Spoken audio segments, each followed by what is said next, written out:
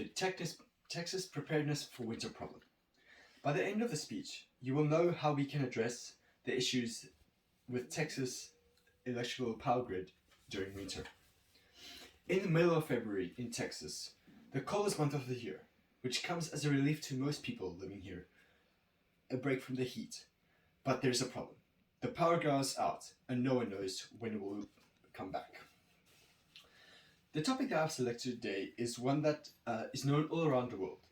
Luckily here in Texas it's not such a common occurrence, and that is power outage is in severe weather.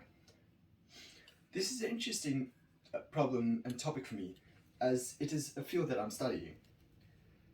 And this is a topic that many people here in Texas has recently, over the last couple of years, experienced and know is a problem. Like myself, I'm sure many of you feel stuck without power in the house and feel lost if there is severe weather outside and you can't do something outside, but you're stuck without electricity. Being in Texas, the biggest problem is usually the heat. But over the last 2 winters, there has been another problem, and that is what I'm going to address today. Today I will explain the problem with the Texas electrical grid, and I will give you some solutions that I found and come up with. The problem with the Texas electrical power grid is that it was not made for the winter, as that is a very rare occurrence to have snow and ice here in Texas.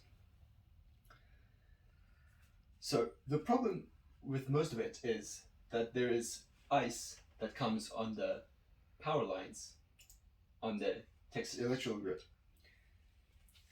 So the problems occur on the electrical wires above the ground, the ice on the roads, and the houses in Texas are not properly insulated either. I hope I can explain to you a bit more in detail about these problems and solutions that we have.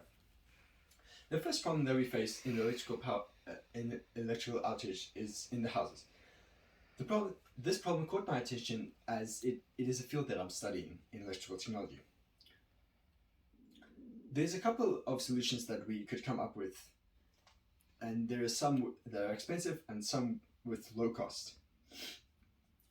The problem for power that is delivered to houses is that the electrical wires can freeze and then fall and break, as well as the wires taking on more strain than they can handle.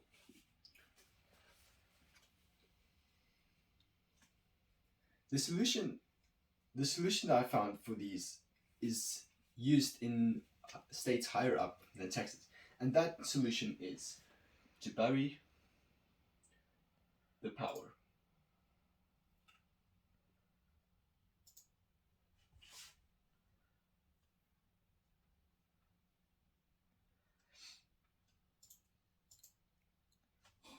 Bury the power underneath the ground.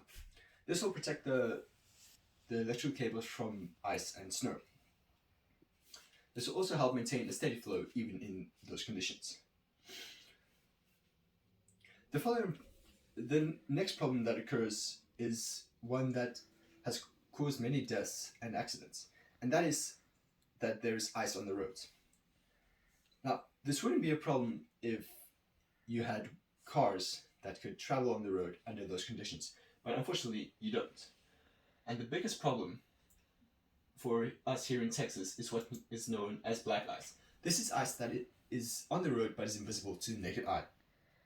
This has caused many accidents and many deaths in the last couple of winter seasons.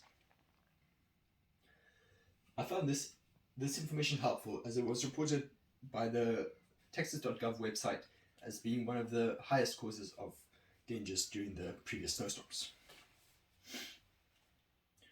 While the community might not be able to do much about the electricity situation, where we can make a difference is in this on the roads. And that is with the snow and with the ice. A solution that has been used in states higher up than Texas is spraying rain on the roads. This is a anti-icing chemical that allows the ice to evaporate quickly on the roads. But on the individual level, what you can do is you can buy yourself some snow tires or snow chains for more safety on the roads. The final problem that people have in severe weather is the insulation of buildings. This is a problem as the houses here in Texas are not built for the cold, but for the heat. So the houses here in Texas are meant to keep the heat out and the cold in. But in the winter storms, we need that to be the other way around.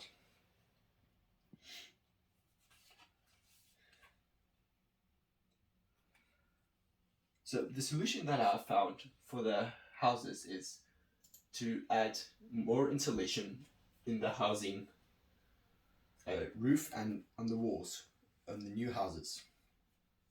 That is a solution that people can implement in the government level to make that a requirement in new building projects of houses.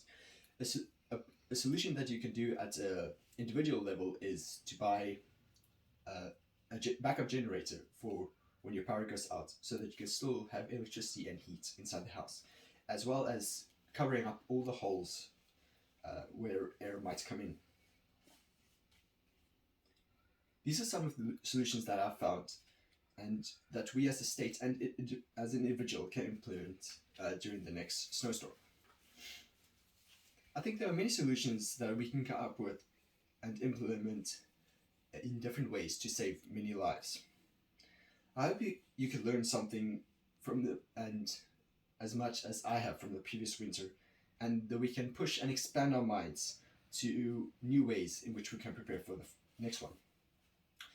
Hopefully this information will help you better understand what causes the power outages and how we can have solutions for the next. So now that you know what the problems are during the next snowstorm, let's work together and be prepared for the next one so we can save lives along the way.